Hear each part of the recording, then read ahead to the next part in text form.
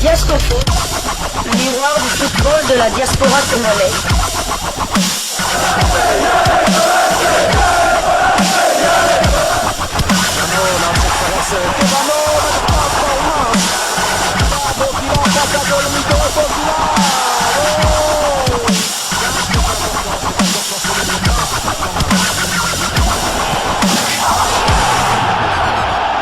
Diasco Foot, le miroir du football de la diaspora congolaise. Vous êtes sur Diasco Foot, le miroir du football de la diaspora congolaise. Diasco Foot vous dit bonjour, tout le plaisir est pour nous de vous retrouver, mais surtout de savoir que vous êtes nombreux en train de suivre votre chaîne YouTube dédiée uniquement aux footballeurs de la diaspora congolaise. C'est l'heure de partager avec vous quelques news que nous avons pu récolter pour vous, des news concernant la tanière des léopards de la République démocratique du Congo. Nous sommes lundi 10 juin 2024 et hier dimanche 9 juin 2024 au stade des Martyrs se jouait le match de la 4e journée des éliminatoires du mondial Mexique-États-Unis-Canada 2026. Match qui opposait les léopards de la RDC aux éperviers du Togo.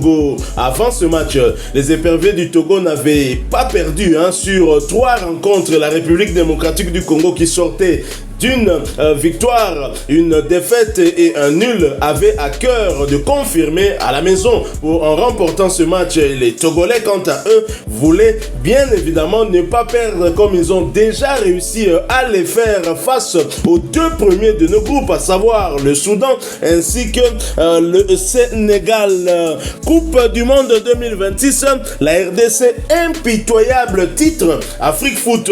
Dans le cadre de la 4e journée des éliminatoires de la Coupe du Monde 2026, la RDC a assuré le strict minimum en disposant du Togo 1-0 ce dimanche au stade des Martyrs de Kinshasa. Globalement dominés, les léopards s'en sont remis à leur froid réalisme et à leur solidité défensive pour infliger aux éperviers leur première défaite dans cette campagne. Les éperviers démarraient tambour battant via un corner provoqué dès la 3e minute de jeu. Chancel Mbemba contrait en effet un centre sur l'aile droit adverse. Néanmoins, ce sont les léopards qui ouvraient le score 3 minutes plus tard grâce à leur froid réalisme sur leur première occasion du match. Parfaitement lancé à gauche dans le dos d'une défense togolaise mal alignée, Yohan Wissa voyait son centre-tir repris dans le but vide au second poteau par Meshak Elia. Le gardien Wassiou Ouro Onyeni s'étant fait lober au premier poteau, 1-0, 6e minute. Début de match idéal pour les autres. La suite, un peu moins. Les Togolais prenaient le jeu à leur compte à la faveur de promptes récupérations de balles tout en provoquant quelques frissons sur une frappe lointaine détournée in extremis par Dimitri Berthaud à la 29e, puis sur un missile de 30 mètres repoussé par le portier montpelliérain sur sa ligne 36e. Juste avant la pause, Roger Aoulou était à l'origine d'une 3e alerte sur une demi-volée flirtant avec la transversale 45e plus 1. La mi-temps intervenait sur une action litigieuse alors qu'il y a trébuché à la suite d'un contact avec un défenseur togolais à droite dans la surface. Face aux réclamations congolaises, l'arbitre jugeait qu'il n'y avait pas pénalty, 45e plus 2. En seconde période, les 4e de la CAN 2023 montaient légèrement d'un cran. Conséquence quasi immédiate, la défense des éperviers se retrouvait en souffrance, à l'image d'un tacle de justesse sur le capitaine Djené devant une frappe congolaise 54e ou encore d'une tête de Samuel Essende reprenant un centre juste au-dessus de la transversale 57e. Révolte togolaise tardive. Le temps fort congolais ne dirait toutefois pas longtemps, laissant l'occasion aux Togolais de se déployer en attaque. Cependant, ces derniers n'inquiétaient pas forcément Berthaud, à l'image d'un coup franc direct de l'ancien de l'AS Vita Club Marouf Tchakey, passant nettement au-dessus du cadre à la 77e. En fin de match, les mondialistes 2006 jouaient leur va-tout en prenant en compte les léopards à plusieurs reprises. En vain à l'arrivée. puisque les derniers gestes témoignaient des déchets importants, à l'exemple de l'ultime attaque, à savoir une reprise de la tête passant au-dessus à la suite d'un centre venant de droite sans être flamboyante. La RDC assure le strict minimum et reste à la 3e place avec 7 points derrière le Sénégal, 8 points, tombeur 1-0 de la Mauritanie dans le même temps, et le Soudan également 7 points qui joue le Soudan du Sud un mardi. Le Togo concède, lui, sa première défaite et conserve provisoirement sa 4e place devant les Sud-Soudanais et la Mauritanie. Donc ça, c'est le média Afrique Foot qui nous a un peu donné le film de ce match. Mais il n'y a pas qu'Afrique Foot, il y a un autre média plutôt togolais et qui a également partagé avec nous le film du match CDM 2026 J4. Le Togo s'incline à Kinshasa, titre togofoot.tg. Pour la 4e journée des éliminatoires Coupe du Monde 2026, les éperviers du Togo se sont inclinés 0 but contre 1 face aux léopards de la RDC. Démarré tambour battant, le match n'a pas connu un round d'observation et ce sont les léopards qui vont se montrer dangereux sur un premier assaut des Congolais à la 6e minute. Yohan Wissa centre de l'extérieur du pied droit pour Elia Mecha qui profite d'une mauvaise sortie du portier togolais Ouro Nieni Wassiou pour ouvrir le score. Après avoir encaissé l'ouverture du score, le Togo a couru après l'égalisation pendant le reste de la première période. Khaled Narey, Kevin Denke ou encore Karim ont vu leur tentative repoussée par le portier congolais. La mi-temps est intervenue sur ce score d'un but à 0 en faveur de la RDC. En seconde période, la RDC est revenue avec un jeu beaucoup plus attrayant et met de l'impact. Mais les deux équipes se sont finalement séparées sur ce score de 1 but pour la RDC et 0 pour le Togo. Sur les deux matchs, le Togo n'a pris qu'un seul point. Ça, c'est un média togolais qui finalement nous donne le film de ce match et qui est resté, ma foi, objectif. Je pense que c'est un résumé tout à fait correct de ce match. Mais attention, Africa Top Sport, quant à lui, titre Elim Mondial 2026, la RD Congo s'impose sans briller face au Togo. Le titre est révélateur justement du contenu qu'a proposé la République démocratique du Congo, mais dans le fond, cet article semble dire que la RDC dominait, à moins que j'ai mal compris. Je vais quand même vous lire cet article aussi. Dans une rencontre décisive pour les éliminatoires de la Coupe du Monde 2026, la République démocratique du Congo a réussi à s'imposer 1-0 contre le Togo ce dimanche 9 juin à Kinshasa. Un but rapide d'Elia Meshak a suffi aux Léopards pour arracher une victoire précieuse devant un stade des martyrs enflammé. 3 jours après leur match nul contre le Sénégal, un but partout, la République démocratique du Congo a réussi à arracher une victoire précieuse face au Togo, 1 but à 0 ce dimanche à Kinshasa dans le cadre des éliminatoires de la Coupe du Monde 2026. Début tonitruant des Léopards. Les Léopards ont rapidement pris l'avantage grâce à une reprise d'Elia Meshak habilement servie par Yohan Wissa dès la 6e minute. Cette ouverture du score a mis les Congolais en confiance, mais malgré leur domination, ils n'ont pas réussi à marquer un second but avant la mi-temps. Dans un stade des martyrs rempli de supporters enthousiastes, les Congolais ont montré un jeu offensif impressionnant dès les premières minutes. Le Togo, pour sa part, a fait face à une autre mauvaise nouvelle. Après avoir écopé un carton jaune dès la 4e minute, Agbozo Clusset, titularisé en lieu et place de Loïc Pessilé, est obligé de laisser sa place à la 10e minute sur blessure. Après le but rapide d'Elia, les Léopards ont continué de mettre la pression sur la défense togolaise. Les éperviers du Togo vont répondre par des tentatives lointaines d'un joueur qui connaît bien les stades congolais. Tchaké Marouf s'est illustré par 2 tentatives, mais le gardien congolais Dimitri Berthaud a réalisé des arrêts cruciaux, notamment sur une frappe lointaine de l'ancien joueur de l'AS Vita Club à la 29e minute et un missile de 30 mètres à la 36e minute. Roger Aoulou était tout proche d'offrir l'égalisation au Togo avant la pause, mais sa demi-volée flirte avec la transversale 45e plus 1. La première période s'est terminée sur une note controversée avec une action litigieuse dans la surface togolaise. Elia a trébuché après un contact avec un défenseur togolais. Togolais, mais l'arbitre n'a pas accordé de pénalty malgré les protestations des Congolais. La révolte tardive togolaise. Au retour des vestiaires, le coach français de la RDC, Sébastien Desabre, a tenté de dynamiser l'attaque en faisant entrer Fiston Kalala Mayele et Théo Bongonda. Malgré ces changements, les Lopins n'ont pas réussi à trouver le chemin de filet. À la 50e minute, Samuel Essende déclenche une frappe qui passe juste au-dessus de la transversale. Alors que la défense togolaise semblait sur le point de céder sous la pression congolaise, les éperviers ont commencé à se projeter davantage en attaque. Marouf Tchaké a tenté sa chance sur coup franc à la 77e minute, mais son tir est passé largement au-dessus du cadre. Les Togolais ont continué à pousser en fin de match espérant arracher un point, mais leurs efforts ont été vains. Les derniers gestes manquaient de précision à l'image de cette tête de Fodo là-bas qui est passée au-dessus de la barre après un centre venant de la droite. Grâce à cette victoire, la RDC reste en 3e position du groupe B avec 7 points à 1 point du Sénégal, nouveau leader du groupe, et à égalité de points avec le Soudan, 2e qui compte un match en retard.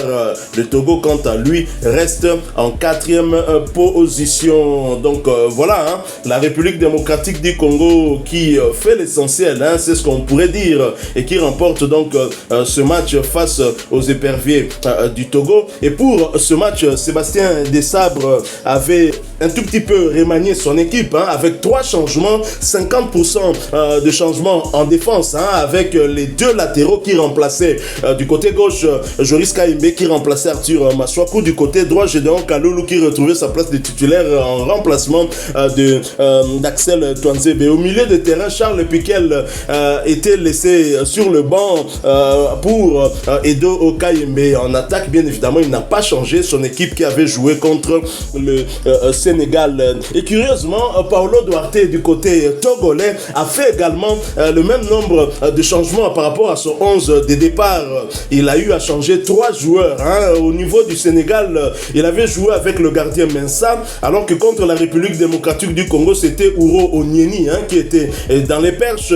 On a vu aussi Agbozo faire son entrée pour remplacer certainement Bessilé. Il y a Boma aussi qui était absent puisque le capitaine Djené a retrouvé sa place de titulaire. Donc tout comme Sébastien Desabre, les 2 entraîneurs ont pensé certainement à rafraîchir un peu leurs équipes. Mais comment avez-vous trouvé la République démocratique du Congo hier contre le Togo?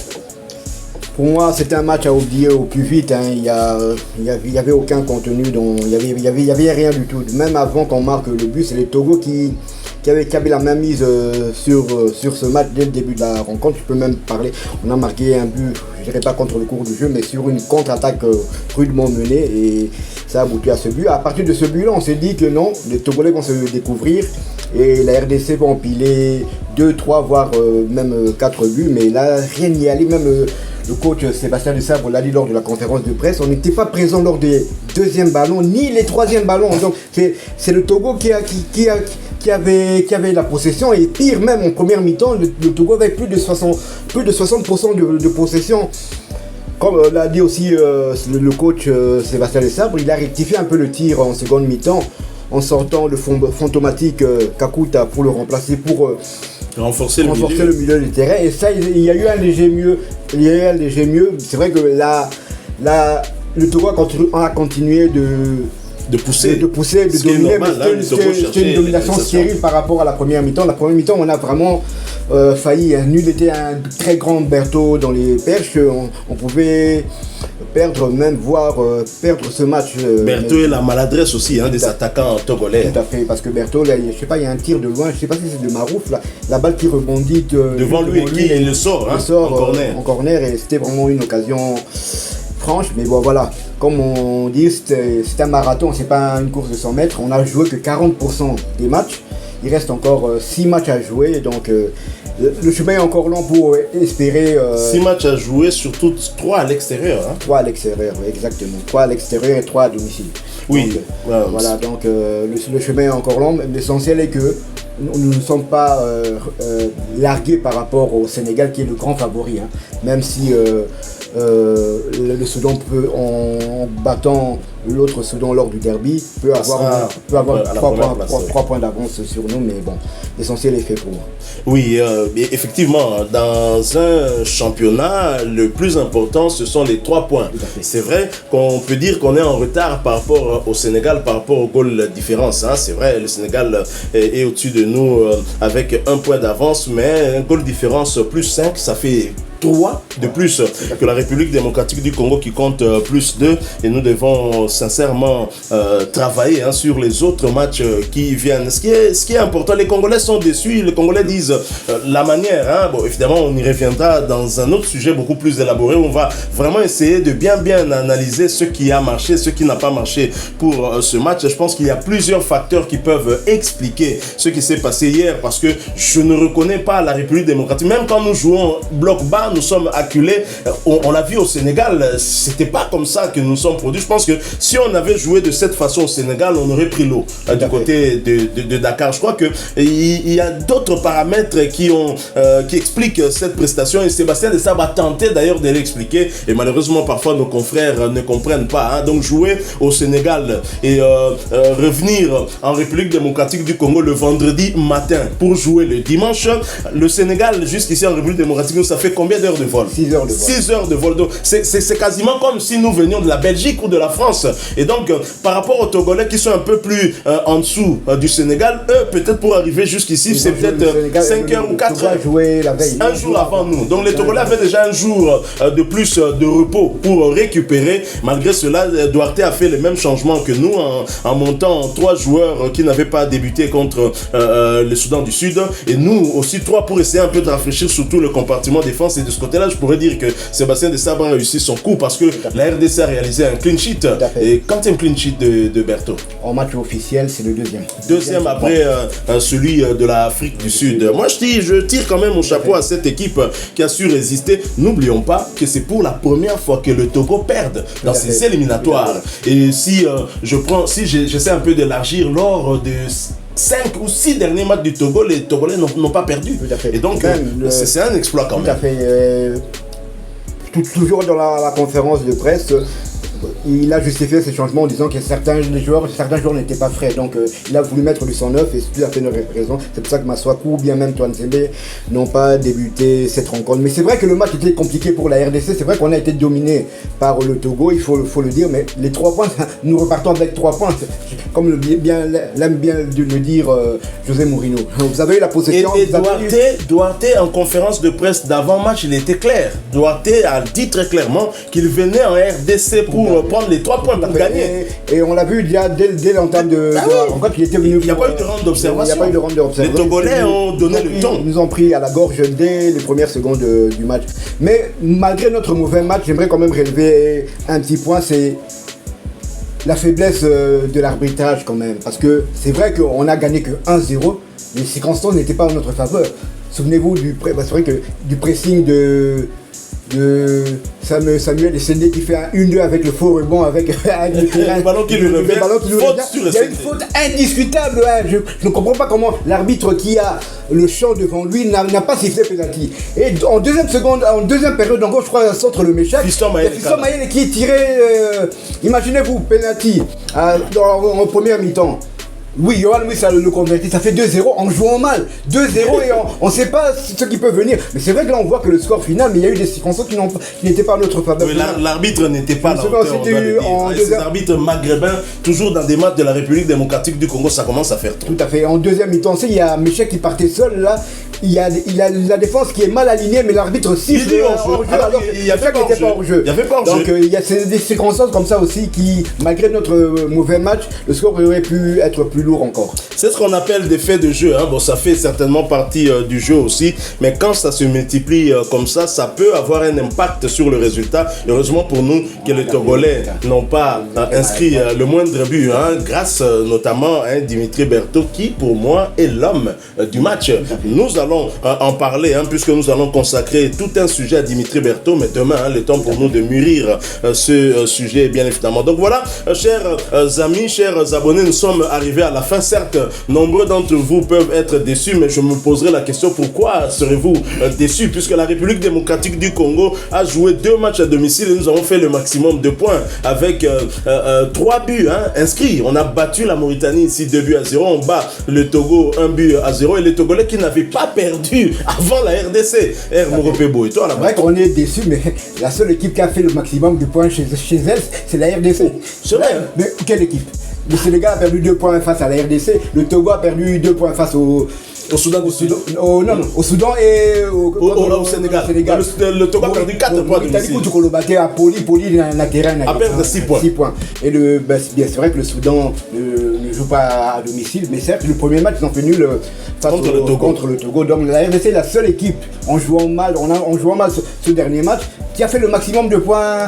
Mais ça on reviendra aussi photo Peloni Tolingi. Est-ce que Tolingi token de mondial Tolingi to beta balle ya Manchester City on toza la paix moi batu City n'a pas le wana kan Real de Azur Champions League. Bon, c'est pas qu'on cautionne même Sébastien Desabre, je pense qu'il a été surpris, mais quand même vous conviendrez avec moi que jouer au Sénégal un match contre les Lions de la Teranga, la deuxième meilleure équipe du continent, et un match à une très forte intensité où le Sénégalais vous accule, vous égalisez, ils essayent de revenir, les joueurs sont cuits et vous devez faire 6 heures de vol, revenir ici au pays et jouer le dimanche un autre match d'une équipe blessée parce qu'ils ont fait un match nul contre l'équipe qui était positionnée en dernière position après 2 journées.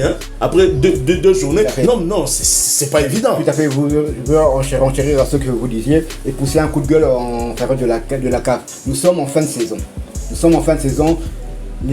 En Amérique du Sud, ils vont jouer la Copa América. En Europe, ils vont jouer l'Euro. En Afrique, il n'y a pas de calendrier en Afrique. Pourquoi ne pas faire un match, par exemple, mettre lors du calendrier?